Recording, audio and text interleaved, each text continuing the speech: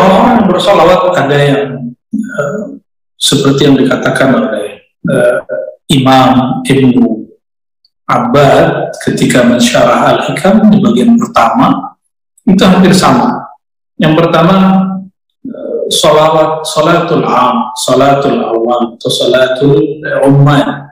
Salawatnya orang awam atau karya orang yang beramal, seperti orang-orang yang bekerja.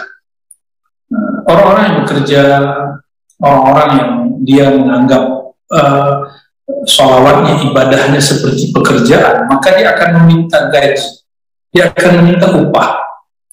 Nah, orang-orang seperti ini, apabila dia kurang beramal, kurang bersolawat, maka dia merasa kurang upahnya.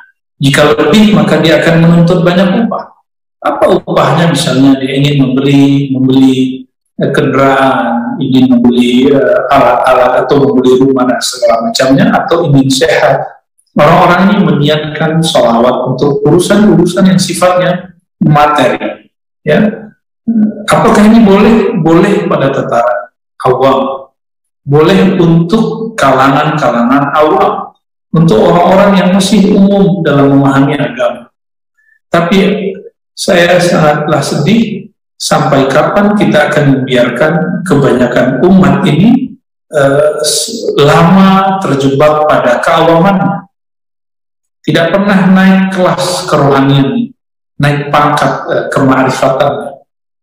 Maka kita mengajak dimanapun, dan inilah yang kita kampanyekan kemanapun, ayo bersolawat dengan solawat yang rohaninya lebih meningkat. Ada orang solawat yang level kedua, itu solawat saliki, solawatnya orang-orang yang sedang bersuluk, yaitu para muridin.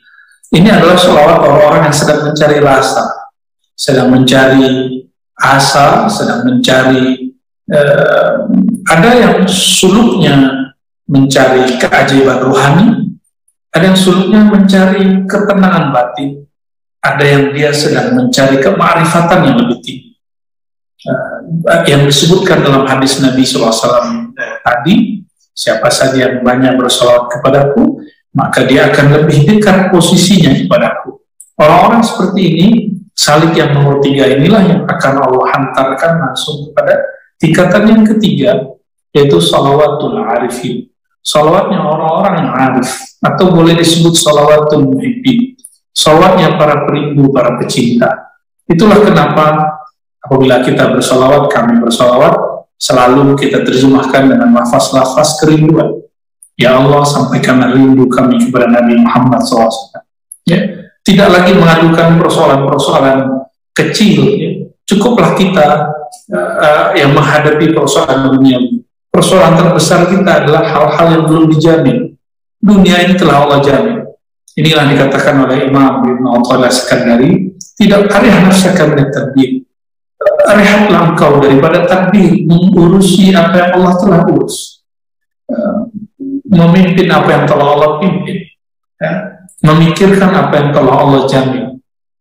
Yang penting sekarang kita melakukan tugas-tugas keduniaan kita, dan selalu mengarahkannya kepada akhirat. Yang belum pasti adalah bagaimana nasib kita nanti di akhirat.